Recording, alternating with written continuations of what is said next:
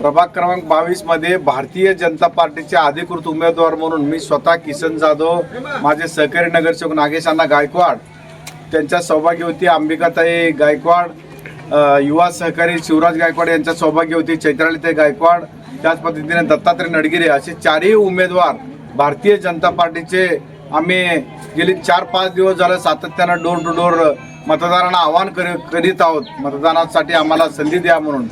राज्याचे मुख्यमंत्री आदरणीय देवेंद्र फडणवीस साहेब असतील, जिल्ह्याचे पालकमंत्री जयभाऊ गोरे साहेब असतील, त्याच पद्धतीनं शहर मध्यचे युवा आमदार देवेंद्रदादा कोटे असतील, शहर उत्तरचे आमदार विजयकुमार देशमुख मालक असतील, दक्षिणचे आमदार सुभाषबापू देशमुख असतील, अक्कलकोटचे पाणीदार आमदार सचिनदादा कल्याण शेट्टी साहेब असतील आणि भारतीय जनता पार्टी असेल, यांच्या माध्यमातून मुख्यमंत्री फडणवीस साहेबांच्या माध्यमातून राज्याचा विकासाचा गाडा सुरू आहे।